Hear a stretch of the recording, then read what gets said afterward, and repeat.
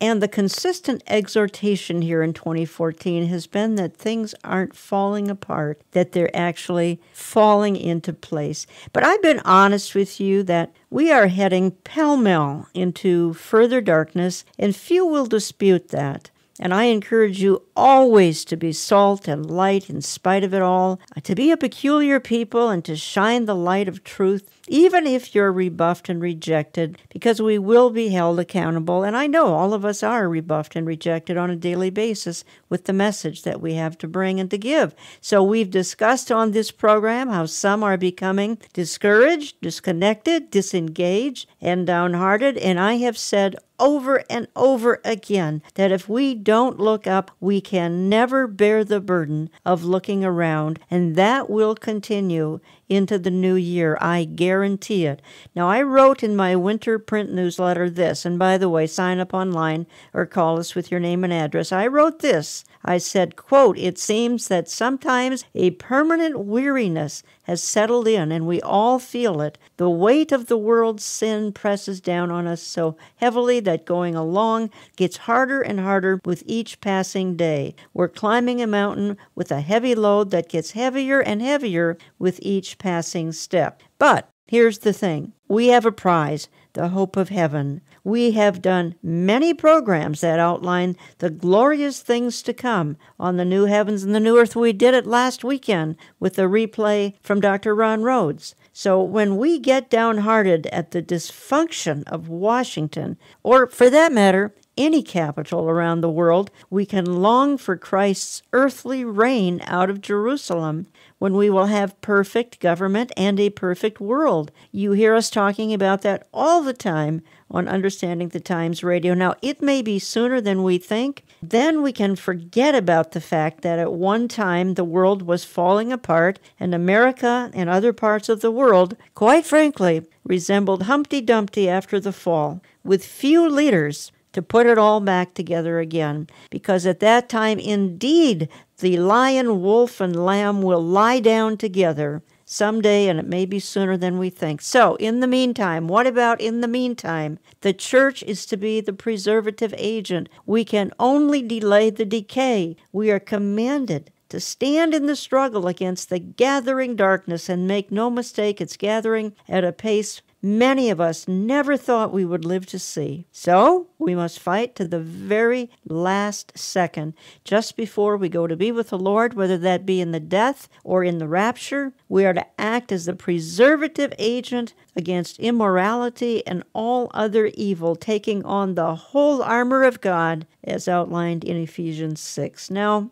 and there is coming a time, and perhaps soon, when that restraining influence of 2 Thessalonians chapter 2 will be removed. And perhaps that's already begun, and sometimes I think it has. We see confused thinking today. We see irrational thinking. We see decisions that make no sense. And most of those decisions are godless, so perhaps that strong delusion has already set in. And to emphasize this, I want to play a clip here, because recently in Lake Worth, Florida, an atheist was asked to give the opening prayer at a city commission meeting. Now, thankfully, a few members of this commission walked out, but a half dozen remained to listen to this nonsense prayer as a gentleman leading in prayer, and he led in prayer, but he prayed to Zeus, Mother Earth, Almighty Thor, Krishna, and Allah, and several commission members bowed their heads. Our collective atheism, which is to say loving empathy, scientific evidence, and critical thinking, leads us to believe that we can create a better, more equal community without religious divisions. May we pray together. Mother Earth, we gather today in your redeeming and glorious presence to invoke your eternal guidance in the universe, the original creator of all things. May the efforts of this council blend the righteousness of Allah. May Zeus, the great God of justice, grant us strength tonight. Jesus might forgive our shortcomings, while Buddha enlightens us through his divine affection. We praise you, Krishna, for the sanguine sacrifice that freed us all. After all, if Almighty Thor is with us, who can ever be against us? And finally, for the bounty of logic, reason, and science, we simply thank the atheists, agnostics, humanists, who now account for 1 in 5 Americans, and growing rapidly. In closing, let us, above all, love one another, not to obtain mythical rewards for ourselves now, hereafter, or based on superstitious threats of eternal damnation, but rather embrace secular-based principles of morality and do good for goodness sake. And so we prayed, so what?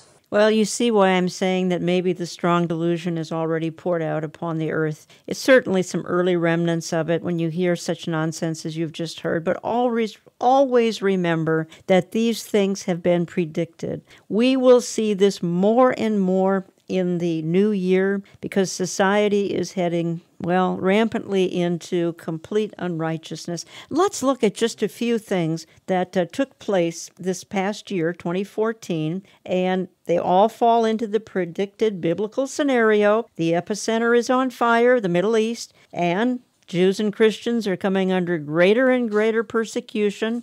Number 2, Russia appears to be on the move. So where is Vladimir Putin taking the former Soviet Union? And could Vladimir Putin be Gog, part of the Gog-Magog invasion outlined in Ezekiel 38-39? Certainly possible, but we don't know. 3, Iran is in the headlines daily. She'll continue to be. And why? Because she's simply a backward Islamic republic. She's the world's leader of terrorism. She's getting the bomb, thanks to, again, foolish, deluded, again, that word delusion, foolish Western leaders, including Barack Obama and John Kerry. But other Western leaders are a part of the P5+1 who sanctioned this over a year ago. It's crazy.